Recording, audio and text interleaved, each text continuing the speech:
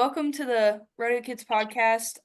I'm Allison Julian, and we are joined by the owner of RodeoKids, Miss Camry. And these are our guests, Julie and Chism Goodrich. So before we get started, I would like to start us off with a prayer, and then we'll jump into it. That sounds good with y'all. Good. Yes, ma'am. Dear God, I pray that you just be over this podcast and that somehow we find a way to let it glorify you. And I pray that you be with each and every one of us during that, and that if we have any nerves, you just let them go away. In Jesus' name, amen. Amen. Amen. So, I'd like to talk about, have y'all introduce yourself and tell us a little about what y'all do and who y'all are. Okay, well, we have probably 12 horses. We build houses during the week, and we go to the rodeos on the weekend. My husband's a calf roper.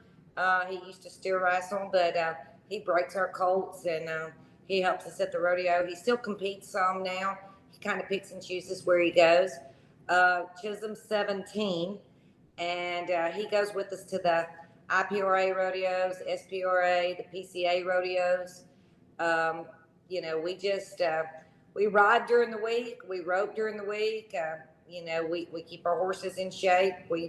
We're pretty busy during the week, and then we're geared up to go on the weekends.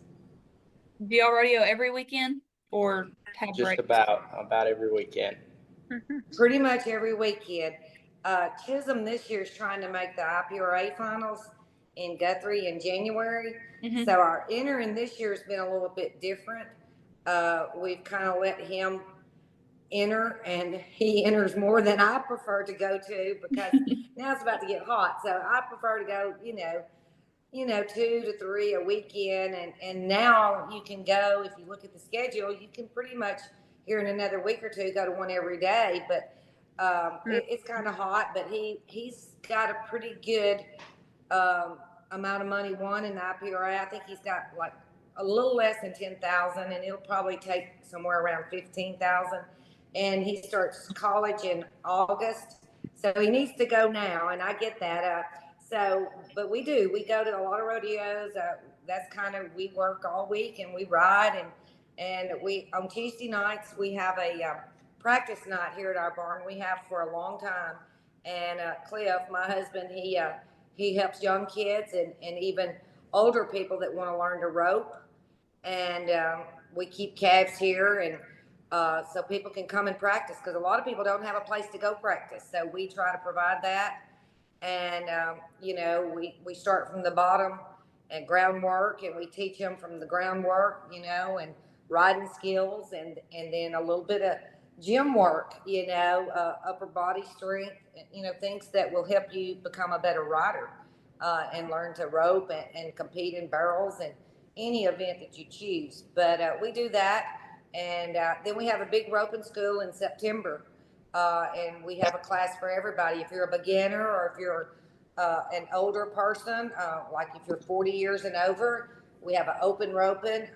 We have a lot of activities, that you can enter and be a part of. And so we're here to help too. So Where are you folks from? We are in Jackson. They call us out Humboldt, Tennessee, but we're really located between Nashville and Memphis. We're like 7 miles off the interstate. So, yeah, it's a pretty good place. Yeah, we have quite a few people that listen to the podcast from that area. So that's good to know that we'll have to share some more information about your school later on so that we can tell people about it. Yeah. Exactly. Yeah. So you said, Chism, you're 17, so you're already graduated. Yeah, so I started school a year early. So I started kindergarten, I guess, when I was 4. So I graduated a year early. So, yeah. So I'm starting college in the fall, and yeah. Where are you going? I'm going to Union. It's like 7 miles from the house. I feel like I can stay at home with the covered arena and horses and calves and get more out of that, roping every evening, than I can going off somewhere and only be able to take, 2 or 3 horses and still have to, kind of provide for myself some, instead of living at home and being able to rope and do what I want to do and have a more free schedule, I feel like. Oh yeah, for sure. So was rodeo always in your what you wanted to do, or was that something that you just decided one day you wanted to do? It's since I was little. I started probably roping calves when I was 6, like off a horse. But ever since I was a little bitty kid, I loved riding and anything to do with it. Do other events too. I mean, other. Yeah, I used to play baseball. Mm. I play pickleball a lot now. That's kind of my second hobby. But yeah, Church. Pickleball's like taking the United States by storm, I feel like. yes, Yeah. yes, It's like the new golf. Yeah. it Yeah, is. I've heard a lot of people like that more now than I hear that it's like one of the most dangerous sports for older people to play because they end up getting way too intense. And like all of these older folks are getting lots of injuries from it. Yeah, you said that your small group leader at church, he has a pair of shoes that cost how much? He's got like court shoes and court glasses and like Oh those my tournaments, gosh. and it's he's all into it. He's who got me into it. So I usually play like once or twice a week usually. So I tell you what, it doesn't matter what your hobby is, you can find a way to spend money on it, and they will Exactly. find a way to make money on it. oh yeah, for sure. So, Miss Julie, you're a 5-time qualifier for the IFR, right? That's right. So, tell me a little bit about that experience and how you got that far. Well, after Cliff and I got married, before we got married, I kind of went to horse shows. I went to college, got an education, and after I got out of college, my parents, they were all about school and getting your education behind you, and then they were like, now you can buy a horse. So I started out, just going to horse shows, and then I met Cliff through a family member, and we dated for about a year and got married, and of course he was already going to the rodeos, and so that kind of helped me to get pretty active in the rodeos, and he had already made the finals several times in the calf roping and the steer wrestling. So I had to sell my horse because I had like a $1,500 horse that was just knew the pattern, and we stepped that horse up. We sold that one, got one a little bit better, and then I think I was able to make the finals 2 or 3 times then. And then we started going to the PRCA rodeos, and I had a pretty good horse, and where I was able to make the Southeast Circuit finals on that mare, and then made it to the Dodge Circuit finals. Back then they were in Pocatello, Idaho. Anyway, then we continued going to those rodeos for quite a while, and things change. You get busy with life and building houses, and so we slowed it down a little bit and started going back to the IPRA rodeos and the SPRAs and the PCAs. Well, actually, not the PCAs. I think last year was probably my first year to buy my PCA card. I could have bought it like 20 years ago, but I don't know if I did or not. We were laughing about that one day because I don't know if I've ever had one until last year. So there's a question there. But anyway, these rodeos seem to be able to keep us closer to home. The WPRA rodeos, you got to stay gone a long time, and if you're going to go other than your circuit. So that's why we kind of go to these rodeos. And then last year and year before, I made the IPRA finals. I have a mare now that she loves to run barrels. I've had her since she was like 5 months old, and she was hurt till she was like 7. And so I think as a 5-year-old, we bred her because we knew it was going to be a year, possibly 2, before we could run her again. So we bred her, so we got a 5-year-old out of her. So she really started running barrels again when she was like 7 or 8, and she's just turned 11 this year. So her rodeo career has been short, but she last night we were at a rodeo that was about 3.5 hours from home, so we should have got home pretty early, but we actually ended up getting home at 5 this morning. And we got to bed about 7. But this mare that I was running last night, we entered 2 rodeos because Chism thinks some nights you can go to 2 rodeos, and that's good for calf ropers. Not so good for barrel racers, especially now that it's hot. But Yeah. every now and then I'll enter 2 rodeos the same night. You can go to one during and one after if you get up right or if you can get a trade. And they were only less than an hour apart. So I chose to go to both of them last night, and the timer didn't work when I ran in the slack, and I had to run again. So I had 3 runs last night. So I, right there at the given moment, I had to kind of make a pretty quick decision. Do I run her again? What do I do? But it was a PCA, and we went to the PCA finals last year, and they were really good. The IFR was really good. At the IFR in January, it was so cold. It was like 4 degrees. It was so bad cold. So later, when we got back, I think we went to Biloxi like the end of February, and they were so much fun because the weather was warm and nice. So I really wanted to try again this year to make the PCA finals, and that was a PCA slant IPRA, so I really needed to try to win something. So I chose to run her again, and it paid off. So I was grateful for that. So anyway, but it was, we're just trying to make the finals. This will be Chisholm's first year to make them, and he's 17, so we would love to see him make it. And my husband's trying to pick and choose which rodeos are the best for him to go to, because there's some strategy that's involved in that. It's not always the most added money. Sometimes it is, and sometimes it's not. But there's strategy there. So Cliff is really good about that and trying to get him where he needs to be. And so we're grateful that we're able to go and take him with us. And good that the Christian college is Union University that he'll be going to. And we're glad. Of course, we told him he can go where he wants to go. But he chose to stay here in August, and so we're looking forward to him going to more rodeos with us, and that's kind of the plan for the IPRA rodeos and maybe the PCAs. Yeah.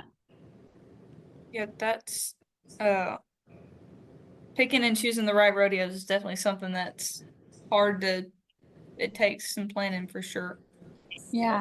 One of the things that was really as I listened to you talk about that, Julie, and even Chism, as you're picking and choosing and strategizing and hearing you go through the process of, do I run this mare again or do I not run her again? Because I know that's the great debate. How many times can you run a barrel horse in a night? And roping, we don't really think about it as much. It's not a big deal to rope. We rope multiple cows on our horses every night. Mm-hmm. And so just listening to you go through that process, and it wasn't just in the moment, but it was the future as well. If you probably knew your horse was in good enough shape, you trusted the ground, you trusted everything about it, and so you were able to make that judgment call in that moment. And I think that's just something for, as people are listening to this, maybe even rewind and just listen to how you reasoned if you wanted to make another run again or not on your mare. That was kind of cool. I'll tell you something else that kind of hit home last night, because you don't have long to make a decision. My husband, first of all, you're aggravated because I had a good run. So I was a little aggravated. I had to run again. Yeah. So, and she had a really good run. So I really didn't want to run her again. But given it was either go home and act like I didn't come because I wasn't going to get a time, or try to run her again. And then, but my husband said, look, you're frustrated. If you're going to run her again, regroup. You've got to regroup, put that run behind you. She loves her job. She runs hard, so she's going to go back in there and she's going to work, and you just go do the same thing. And so he was exactly right. When you make that decision, you do have to forget about what just happened, and you have to start again. And that's something that I speak, to people in the future. If you have to make a call like that, put that last run. I could have hit a barrel. I could have not had a really good run the second time, but it worked out in my favor. But had it not, you just at that moment you make the best call, and you go about it in a way like my husband said, put the other one behind you. It's a new run right now. You know, you've got 15 minutes, you know, cooler down, start again. So, you know, that might help somebody, you know, it helped me when he said that to me. So, yeah, that's great advice. So you and Chisholm both ran at the IPRA and the NCPRA, didn't you? in Jackson a few weeks ago, Mm-hmm. yes. So how did y'all do up there, and what was that experience like? In the first round, I was one hole out. I was way late and running to the back end. And I come back in the second round, and I had a really, really good calf, and I was 7-8 to win the second round. And Mom, you won third in the first round? I won second in the first round. And first in the second. And first in the short go. So that was a big rodeo. I think they said that was one of the largest IPRA rodeos. It's the largest they've ever had in the U.S. Right. Yeah. So they added 7,500. Yes. Yeah. So, and it was at Jackson, Mississippi. So that was a good rodeo. It was really good. Mm-hmm. Very good. So, how is y'all's relationship like working together? Because, you know, you don't usually see like a whole lot of mom and son rodeoing together. It's usually kind of just the kid or the mom doing it. Well, I would say Dad is probably like the glue that keeps us both together. Dad drives he can drive all day. From the time the sun comes up to the time the sun goes down, Dad can drive. But as soon as that sun goes down, it's somebody else's turn usually. So usually I drive at night for the most part. If I need Mom, she'll drive. She doesn't love driving. But she will drive if I need her to. I've done my part over the years. You know, they do. I finally figured out when you drive all night, you feel terrible the next day. That is so true. Yeah, it's terrible. You have a headache. You got no sleep. You don't want to get on your horse and run barrels. So we try to stay somewhere now, if you know, if we can. And it's cooler too if you know, drive a little ways in the night. But Chism, he's great. He listens to podcasts at night, and he's got friends he talks to. You know, he is a great driver, but still, she can't sleep with me driving. I hardly can. I'm in the back seat. I have one eye open, and I can tell when the truck gets to going just a little too fast. You know, I feel it. You know, like last week, he woke me up at 4:30 in the morning. Where were we at? We were at Mont Eagle at Chattanooga, still 4.5 hours from home. Right. And we were south of Atlanta, so I got us like the first 4.5, 5 hours that night. We had been to Shadydale. We've been to Shadydale, Georgia, and we always enter over there Saturday night because they always win the money Saturday night when they have the reruns and the calves and they work the ground more. And every year when we enter or when we leave Saturday night, we're always like, we're not coming back unless it's on Friday night, so we don't have to drive. But the next year we end up back on Saturday night because we know they win the money on Saturday night. But we got home, I don't even know what time, we got home like 8:30 that morning. Yeah. I don't remember much after 4:30. I went to sleep and I was out. And then like last night we left at 1:30. And I drove to like 4:15 this morning. We were like 25 minutes from the house, and I was getting sleepy. And I woke Mom up. I was like, "Can you please just get us the last 25 minutes?" And I'm so glad that he knows to, you know, tell somebody I'm getting tired, because I always say don't drive when you're getting tired. You can tell, just don't drive when you're getting tired. But waking up 4 in the morning, 4:30, and having to do that, and that's when I said I hope we don't have to do that much this year. Is a little different. But these rodeos that we entered weren't very far. It was just, they had a lot of contestants in the slack, and it lasted a long time. So, you know, having to run barrels after midnight and then cool your horse down and then drive 3 hours home, that's what makes the nights long, actually. As far as rodeo and with Chism, he's great. I mean, he's all about, you know, helping, doing whatever with the horses. You know, we usually haul 3 horses with us: a calf horse, a barrel horse, and then a colt. You know, trying to season one and just expose it. But Chism, I mean, he's great to drive and be ready to go. And we spend a lot of time planning for the next week when we're driving. So we have that time because he has a summer job. He's welding this summer. He enjoys that, so he leaves here at Slave like 7:15 of them. I'm there at 7:15. Right, and he doesn't get home till like 5 in the afternoon, and so it gives us a little bit of time to kind of plan for the next weekend and which rodeos to go to, and which horses to take. And Chisholm, he has a couple of practice horses and then 2 calf horses that he kind of rotates in and out. But rodeoing together has been good. It's fun getting to go and hustle up there and video Chisholm and then changing around and him videoing me. And so it's worked out good, for us. Oh yeah, for sure. What are some lessons that y'all have learned though, like about rodeoing together, being together constantly, and doing the same thing but different events? Don't miss the video. do not miss the video. Maybe so. I don't know. Yeah, I feel that. Yeah. I don't know. I feel that. Just don't miss the video. You'll be all right as long as you just get it on video. Right. We get there plenty of time to give everybody, time to water your horses, let them walk around, do that, and everybody has time to go look at their cattle. Cliff will go with Chisholm, and they'll look in the back pen, see what the calf looks like, to see, does it look like it's going to run. They try to find somebody that's ran him before or a list on that calf to see what he did last weekend. So that helps.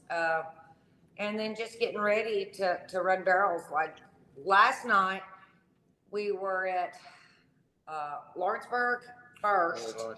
And so he actually had to catch a ride. Chisholm had to catch a ride with another calf roper to make sure he got there in time, because the way they run the order of events. They calf rope like the third event in the perf of the first one.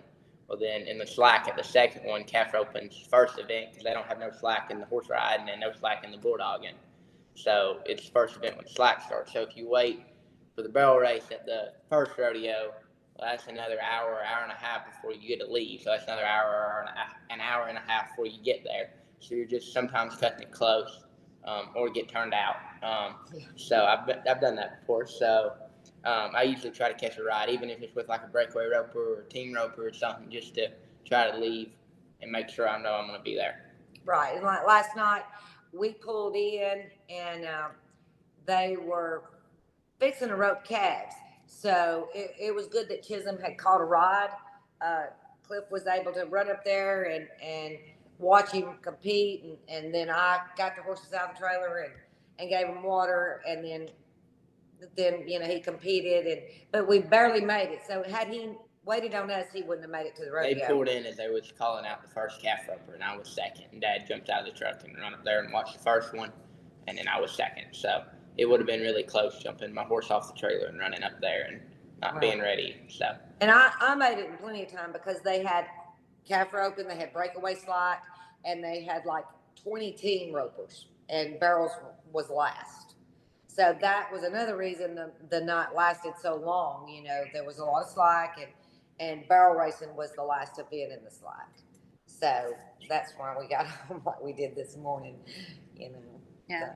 So like, along with like Allison's question about lessons learned, a lot of, we all come from a family, and when we're hauling with our family and our parents are our coaches and things like that, it's a wonderful thing. Like, it's a beautiful thing in rodeo that we get to do that, but it also can come with its own kind of obstacles.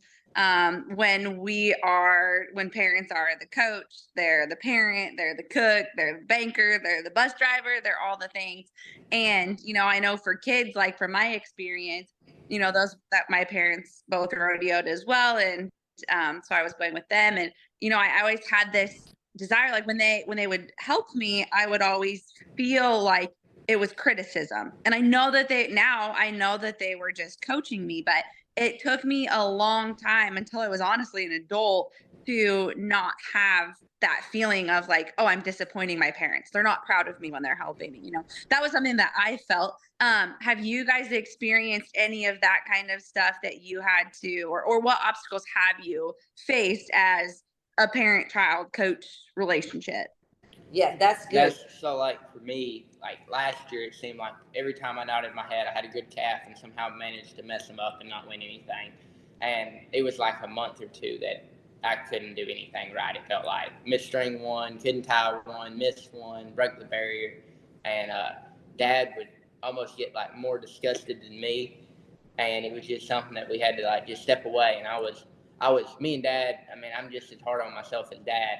And we'd come home during the week, and I would run 40 a day and go to the gym and just drill myself. And that went on for a month or two, and I wasn't winning anything.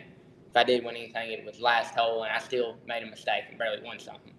And so we both finally, Mom was like, you know what? Why don't you just take the week off and not rope? We enter the rodeos, but don't rope. Don't think about roping. Just be a kid for a week. And did that, and I think I won second at one and like either first or second the other one that weekend. And so that was kind of just like a lesson to me and Dad both that sometimes when things aren't going right, just kind of step away and not push yourself so much.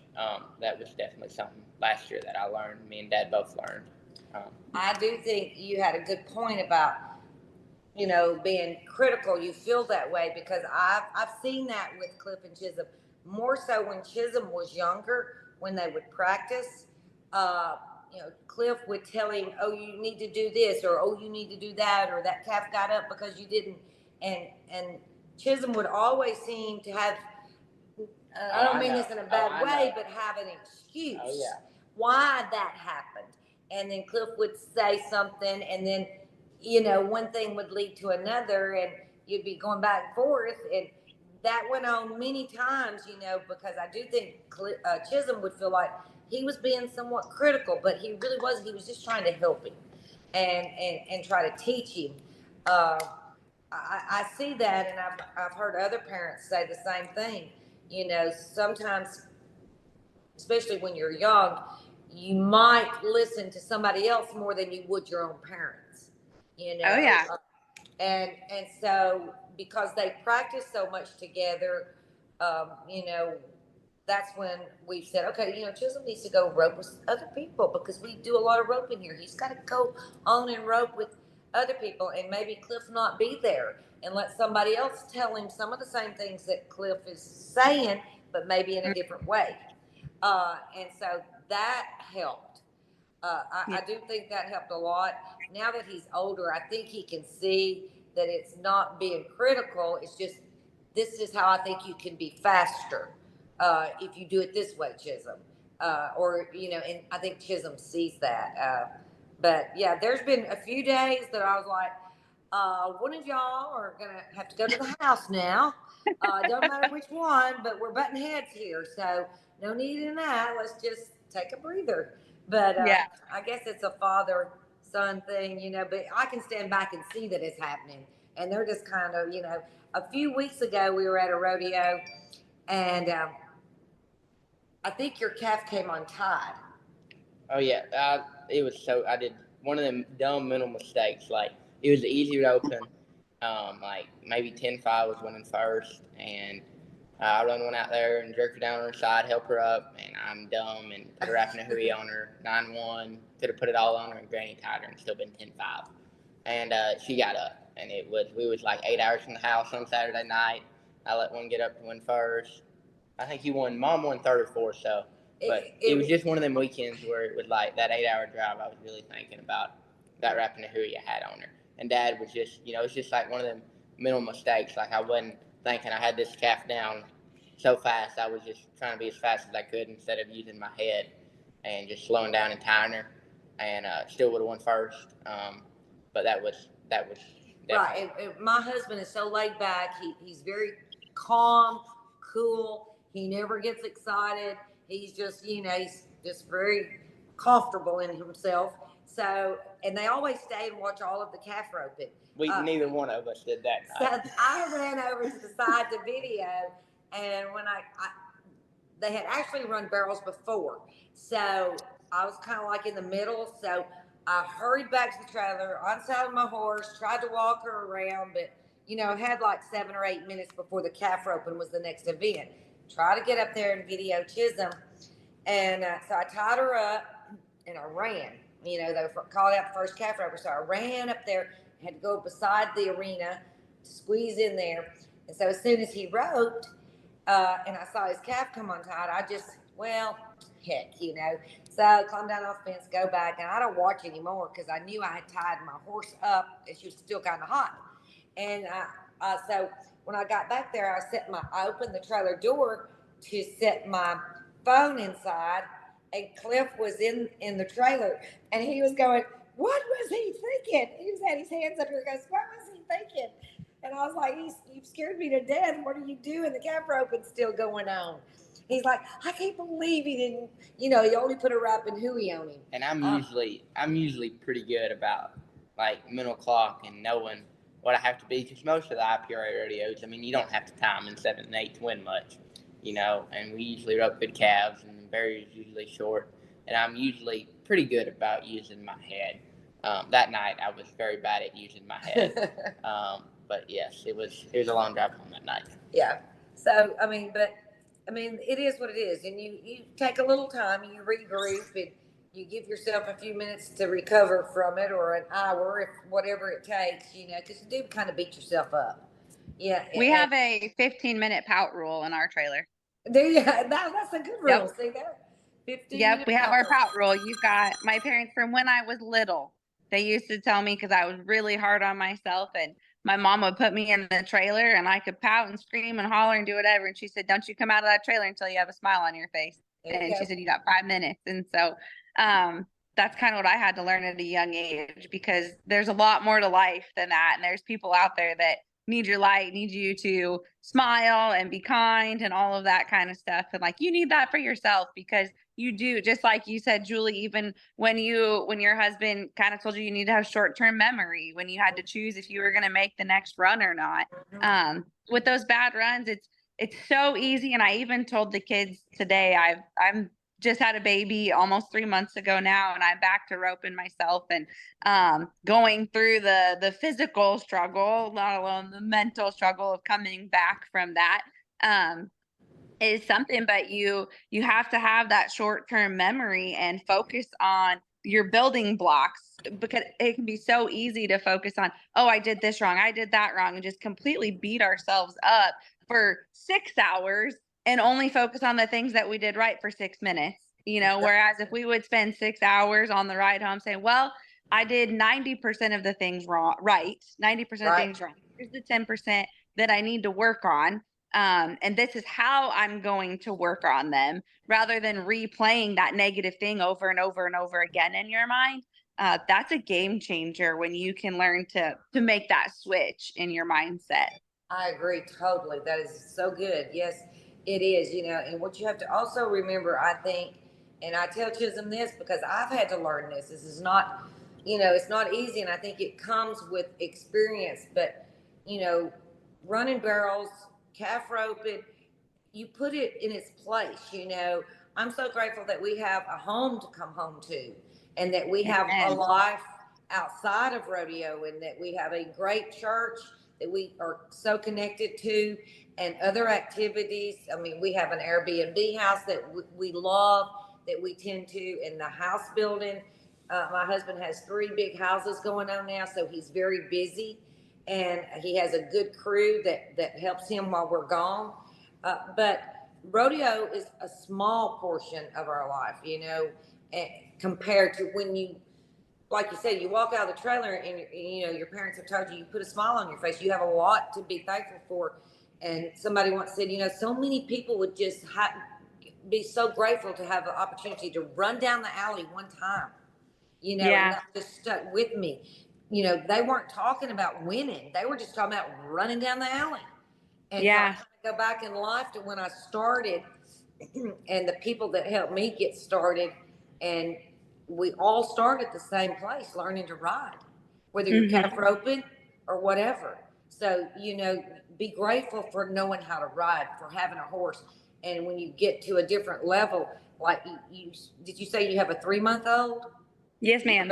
So, your perspective changes a little. When I had yeah. Things change. It's a great change. And I think you see things a little different. So I just am grateful that I can run down the alley and that, that I can compete and have friends at the rodeo and the sport and see other people that are, living some of their best times right now, because you won't always be able to do this. Anything can happen. Things change. Life changes. So you just take every day as a big blessing. We do. And I try to teach Chism, it's rodeo and it's great. August, we got to worry about college. Yeah. We got to worry about A's and B's. So yeah. I'm just trying to tell him that this is great. Enjoy, soak it up. Nobody loves rodeo better than I do, but we still have to know where we're at in life and what's important and being kind to people and being nice to people because just like you, people are looking up to you, wait, you're having a baby. Now you're getting back into it and you got to figure out how to fix everything back like it was. And it's a new day, so it's it's what you do. It's not who you are. There you go. It is. Yeah. Yeah. What else you got, Allison? Where would y'all like to see yourselves in 5 years? Chism, that's a good question. You go ahead first. Well, I hope I'm watching Chism rope. We've got a lot of young horses that we are training, and you just got to keep training them. If you enjoy the sport, and we love young horses, and we enjoy fooling with them, and every one of them so different. Oh, for sure. Last night we had a 5-year-old with us, and he's great. He's getting ready to run barrels, and but he's climbing the trailer. When his buddies leave. He's like literally climbing the trailer when his 2 friends leave. And we're like, okay, how are you going to run barrels? You need to be ready, and you got to do this in a month or so. So focusing, but I hope we're still going to the rodeos. I hope we're watching Chism compete more, and he'll be able to buy his PRCA card in January. He'll turn 18. So, we'd like to take him to some of those rodeos. Some of those are great. That would be good trips for him to go to, and see, the country with roping and how things are done out west. He's been given an opportunity to see what he likes and what he doesn't like. Going to the IPRAs, they're great, especially if you have jobs and a family and things, and places you have to be during the week. But we hope we've provided Chism with the wisdom on how to go out and become his own person and go where he wants to go too. Where do you see yourself in 5 years? Roping. I'll be able to buy my permit in January and, just see where that takes me, what my horsepower is and what kind of horses I have. And when I get out of college, just see what my life looks like and see what I can go and what I can do and hopefully where I can win. Yeah. For sure. So y'all homeschooled, right? Yes. So have you been homeschooled my whole life? Your whole life? Life. Sometime I was 4 till I graduated. 8 to 3 every day. 8 to 3 every day. It wasn't, when people say homeschool, sometimes, I feel some kids kind of lack on when they say they do homeschool, they do that. My mother did not let me lack one bit. If anything, it was overboard. But I am thankful for that. I'm sure I will be one day. Some days I'm like, especially when I was in school, I was like, why can't I be at the barn right now? Or why can't I be doing this? A lot of other kids that are homeschooled right now are not doing school, Yeah. But It is good. It was really good for me, especially. I mean, we were still going to the IRA rodeos. I mean, last year we went. Mom made the finals. We did it where I could get ahead during the week and wouldn't have to do too much school on the weekends. That's definitely a plus. But yeah, Mom has a master's in education and taught school for a while, and so she did not let me lack one bit in school. Yep. I'm homeschooled too, and everybody's like, "Oh, you just sleep in your pajamas Yeah. till 10 a.m." And I'm like, "No, no, we don't. We get No. up and we do school, and then we go to the morning, we do chores. Like, it's not Yes. Mm-hmm. slacking off or anything like that." I've been homeschooled my whole life, and it's never been like that. No. Never. Mm-hmm. And what you were saying about hauling babies on the trailer, those are some fun experiences for sure. I hauled 2 5-year-olds last night. One was great. One was standing there bucking and rearing at the trailer. Yeah. Just one of those things that they got to get hauled, got to get experience, and maybe it'll end up going well. Yeah, I do. They just fret quite a bit when they're young and they don't want to leave their friends. And, you got to enjoy that too. And we do. So, you try not to get aggravated with them, try to write them down quite a bit. And yeah, so the colts are great. And I think, just trying to prepare for next year with these young horses. And that's what we always try to do is just get a step ahead. If you're hauling colts with you, sometimes it makes it hard not to be able to go with somebody or somebody go with us. But, you got a good reason and it takes a lot of, time with these horses to expose them and get them ready to calf rope and run barrels. And they've just got to be out there so that they're focused when it does come their time to compete. For sure. We had went Friday night and took them up to an arena and practiced. They did perfect. And then Saturday night we took them in big gray mares, probably, I don't know, 16-2, 16-1. Got out. She was like, "What the heck?" Did not want to go out. When the gate shut behind her, she about jumped out from under me. She was like, Yep. "What is this?" She was like freaking out. And then the other ones at the trailer, the worst he did was Paul, but he's always been one that you can just do about anything on, and he's not gonna care. He's a really good, well-minded 5-year-old. He turned 5 on Monday, technically January 1st, but Right. it ages up by that. Yep. It's just give or take when Yep, they're it is. like that, for sure. So if y'all could go back and change anything from rodeo or your past, why or what would it be? I just like for me, which I mean, I wish I would like the knowledge I have now. I wish I would have had last year, and I'm sure that the knowledge, or like not some the knowledge, but like now in the last year, I've really been able to like thank during my run and going back to like have to be 10-5 and I'm 9-1 and put her out in a hurry on her and let her get up. Just one of them. I wish I had now. Like that's really the only time I've done that this year that bad, or really the only time that bad that I've done it. And last year, like during the month or two, I was doing it every, 2 or 3 times a weekend. And I wish I could, I had that knowledge that I have now, or that being able to think during my run, have a mental clock, and know that 10 flats went in first, and I have this one flanked, and I'm holding on to her front leg to be 8 flat. There's no need to put a wrap and a hooey on her, or no need to burn a tie on her and be 8-3 or 8-4. You can slow down in granny tire and be 9 flat, and they're still gonna pay you the same. If I had that last year, I would have won a lot more, because I had a lot of good chances last year. Never could do it, but yeah.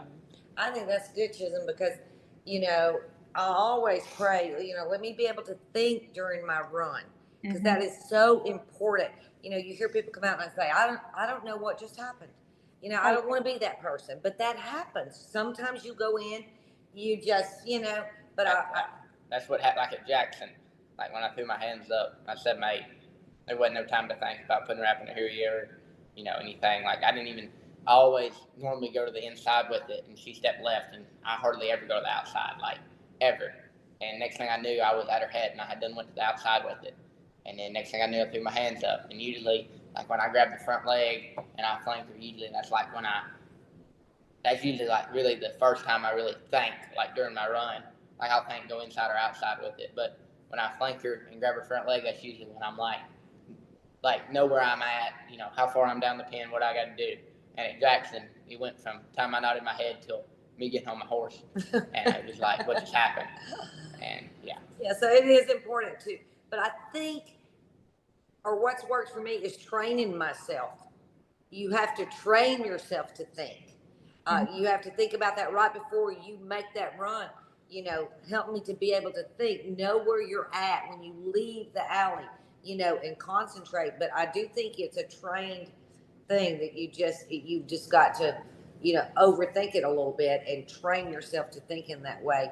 That would be one thing that I would say as far as, week to week. Wisdom is great. If we could have the wisdom, if I could give the wisdom that Cliff and I have now on horses and on life in general, if I could just hand it to Chism, that would be great. But you can't do that. I don't think the good Lord wanted it to be that way. So yeah. I think, you just wait and you gain wisdom every day. You apply yourself every day. You look for opportunities to be good and to do things and to, be motivated and to get up and become a better person. I just believe in all of those things, that's what gives you a will and wisdom and seeking what the good Lord wants you to do in life. As far as if I could go back and do one thing, probably the regret I have is only having one child. I didn't want to slow down long enough. My husband and I both were really busy when we were young. And so if I could change one thing, because it's such a blessing to have kids, and I get that more now that I'm older. And so, yeah, if I could change one thing, I think I would have 3 at least instead of 1. That would be my. I'm glad I'm the only child. Yeah, he always says he's glad he's an only child. But yeah, that would be if I could change that. But the good Lord had different plans, so we'll take what we got. Yeah, I'm the middle of 3, so. Oh, good. I would say I'm the only child, but I'm not. So I've got 2 other siblings. Okay, great. So y'all obviously rodeo all the time, and obviously there's going to be some runs that stink, and then you're going to have some really great runs. Does it ever put a strain as far as like your faith goes on it, because you're like, I'm doing all these things right and where I'm supposed to be, and then I'm like having a bad run instead of a really good run? Like, what am I doing wrong, or what's going on? I can answer that really fast for you. For over a year, my horse will step off at the 3rd barrel. Sometimes she does it, and sometimes she won't do it. I've had her at every vet. Nobody can find one thing wrong with her. She's just getting in a hurry. She wants to hurry up, get the 3rd barrel turn and get home. Yeah. It is so frustrating, so frustrating for me, why she wants to do that. But I have prayed. When you talk about faith, I'm like, I'm going through this. I'm kind of in the storm, and I've been in this little storm because she used to just complete it, come right back out. But as she's gotten a little older, she's just hustling out of there. Can't find anything wrong with her, why she would want to step off. Have I tried many things? So yes. Have I tried advice from other people? Yes.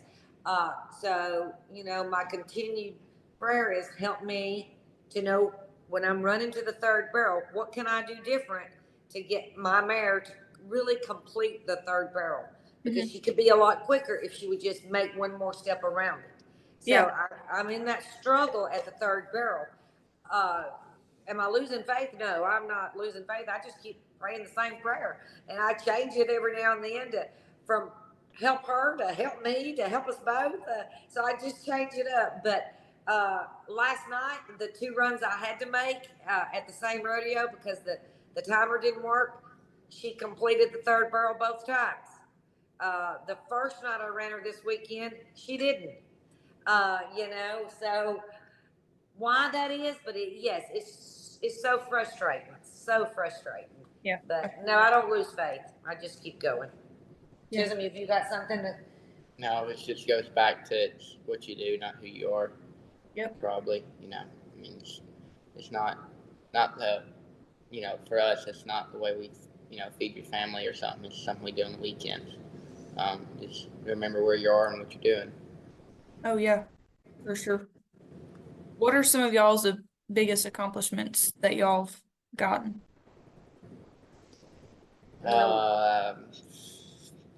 Won second at the junior NFR twice. Made the first amateur finals in the Calf Open when I was 14. This year, hopefully, I'll make the IFR at 17, and that'll be a big accomplishment. I'll be the third person who's done it when they're 17, and one of them I ended up 16th in the world last year to almost make the NFR. So it kind of gives me encouragement to what it puts you on the road to do. Oh yeah.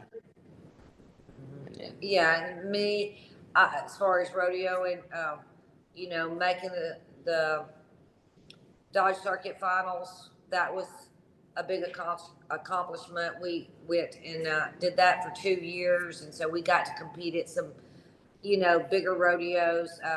As far as this year, we went to Corpus Christi, the WCRA, and we had a fantastic time last year and this year, and won some money.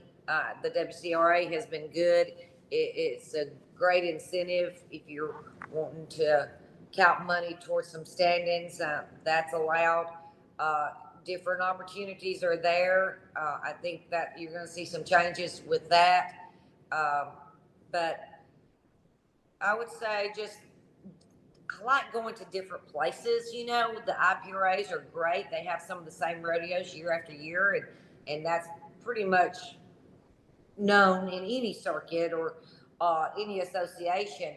But with Chism being able to buy his card, I hope in the future that we're able to take him or go with him to some of them. We've competed at Cheyenne and some of the rodeos out west, just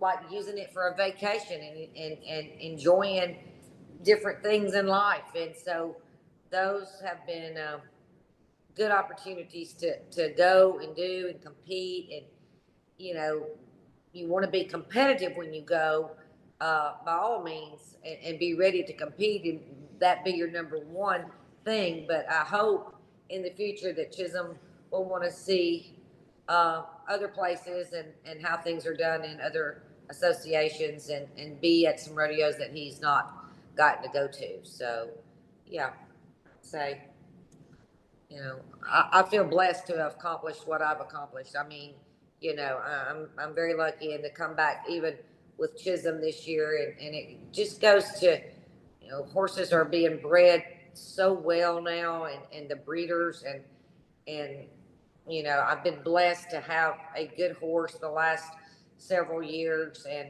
I have a colt out of her, and then we have a Candyman filly that I'm really looking forward to. That she's so smart, and she's one of these horses you just get on and you just want to ride her and keep riding her because she's so fun and she's so smart.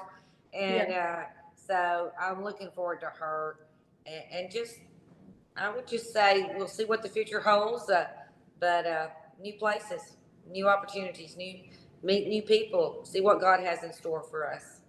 Oh yeah, for sure. Yeah, we're getting almost close to an hour. I think her phone died is what happened. Okay. Well, tell her we missed her. Because my text did not send through. So, what's any advice that you'll have that you could either give to your past self, to your future self, or to anybody else? Mine would be to enjoy whatever it is you're doing. If you don't enjoy what you're doing, don't do it. There's so many things you can do in life. If you're going to the rodeo and you're having a terrible time, and don't go. I mean, just because you were brought up in a rodeo family, I mean, be there because you love the sport. Be there because you love competition. Be there because it has meaning for you. But enjoy life. See what your talents are, what your gifts are, and be happy with whatever it is you're doing in life? Yeah. For me, I would say like practice with a purpose. Because like there's times like when I work on 3 or 4 horses in the afternoon. I run 30 or 40 calves and flanking power for a while. And if you're not careful, you'll just get into the treads of just roping and not running one with a purpose and not, what am I going to see right here? Am I going to let her step and run her out there and keep her up and try to blast one here? Or am I going to just try to be 10 flat like I'm high call back in the short go? Not just backing in there and just nodding and running them and running them and running them. Because you can get a lot more out of your practice if you think about what you're doing and run each one with 110% instead of just running them. Because if you practice a lot, I mean, you get tired, but you still got to give it your all every time. You can't just halfway do it. Yeah. That's I agree with that 100%. I appreciate y'all coming, and thank y'all for coming on here and sharing all this and answering these questions. Well, thank you. Thank you We for having enjoyed us. it. And You're I hope you welcome. have good luck with your horses. And Thank you. your young horses especially too. So yeah, thank you for calling us and inviting us. You're welcome. I'm sure if y'all would want to do a part 2 to it, that we can do that too if y'all are interested in that. We definitely are. Yeah, sounds good. All right. Thank y'all. Thank you. Thank Have a great you. day. Y'all too. Bye. Bye-bye.